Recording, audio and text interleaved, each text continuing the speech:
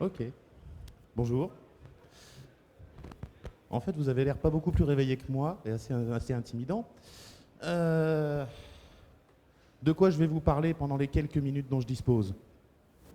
En fait, ce que je voulais vous faire passer comme message, il y en a un que vous connaissez déjà, c'est que c'est important de hacker. J'ai horreur du mot hacker, il a été beaucoup trop sali par la presse. J'aime beaucoup mieux la version française. C'est important de bidouiller. Vous êtes des bidouilleurs et c'est bien. Et ce que je voulais essayer de vous expliquer, c'est pourquoi c'est important.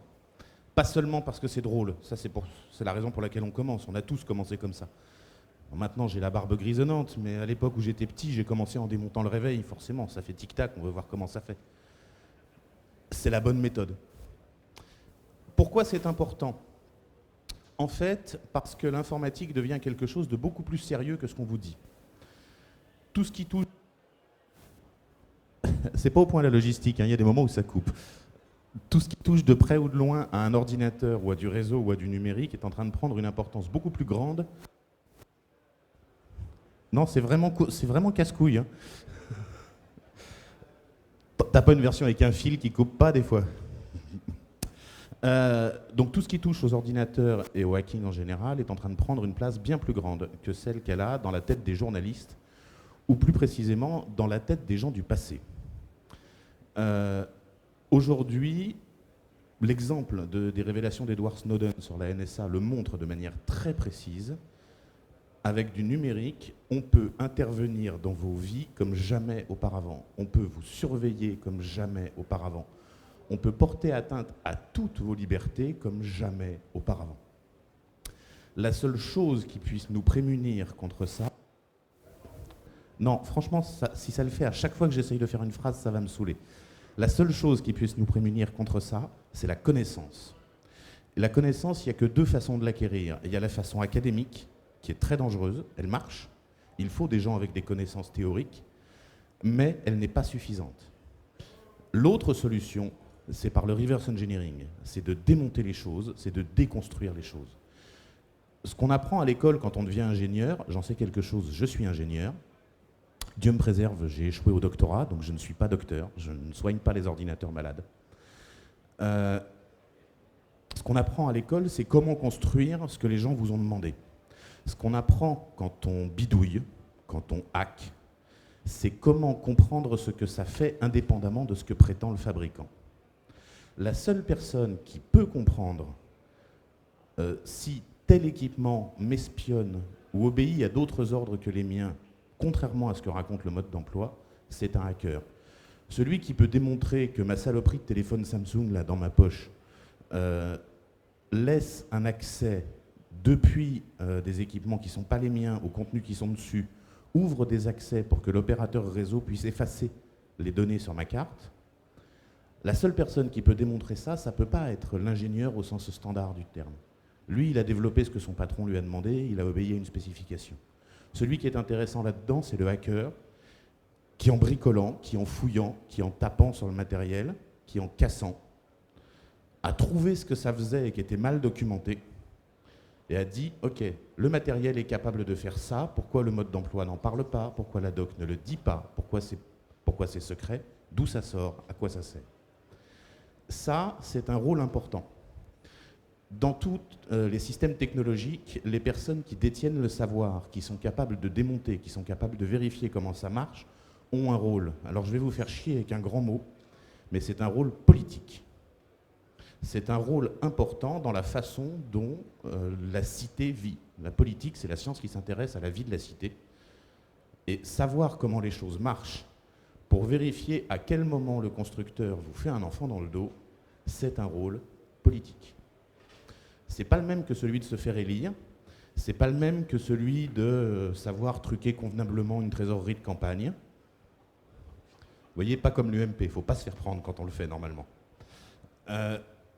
Mais c'est un rôle politique. Et c'est à mon sens un rôle politique beaucoup plus intéressant. C'est un rôle de vigie qui consiste à savoir ce qui se passe. C'est un rôle d'information. En fait, si personne ne regarde, les malfaisants feront tout et n'importe quoi dans n'importe quel sens sans se faire prendre. Parce que nous regardons ce qu'ils font. Quand ils font n'importe quoi, parfois ils se font prendre.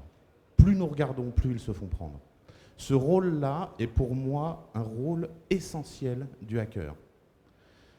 Quand on vous montre un système sans vous dire comment il marche, il faut le démonter, il faut le casser. Quand on vous montre un système qui est verrouillé, il faut chercher comment le casser, il faut chercher comment enlever le verrou. Apple fait des systèmes fermés, il faut chercher à les ouvrir. Google fait des systèmes fermés, il faut chercher à les ouvrir. On essaye de vous emprisonner dans un outil technique, il faut chercher à vous en affranchir. Vous utilisez massivement Internet, je pense qu'il y a, allez, je vais être généreux, moins de la moitié d'entre vous qui sait vraiment comment ça marche. Je trouve que c'est un problème. Même les hackers ont une culture faible en matière de réseau. Et c'est un problème.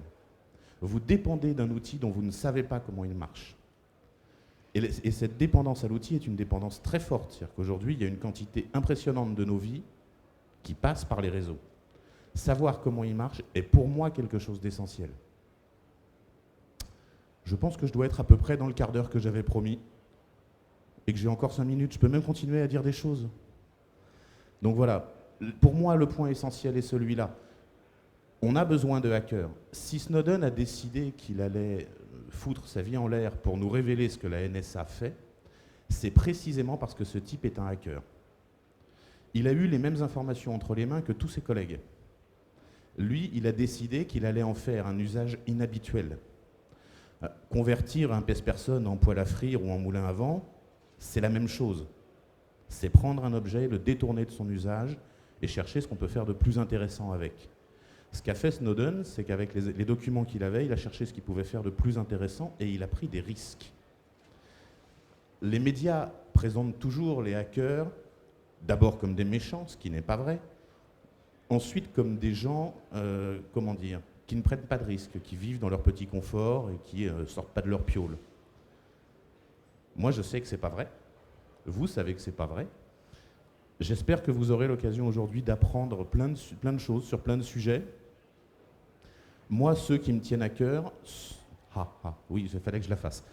Moi, ceux qui me tiennent à cœur, ce sont tous ceux qui tournent autour de l'accès à ce qui est fermé. Si on veut vous empêcher d'utiliser des données, c'est intéressant. Si on veut vous cacher le format dans lequel sont stockées des informations, c'est intéressant. Si on veut vous empêcher de vous connecter, c'est intéressant. Si on veut vous empêcher de fournir un service, c'est intéressant. Et alors, juste pour le détail technique, sur le filtrage des DNS, il y a un truc merveilleux dans le monde du droit en France.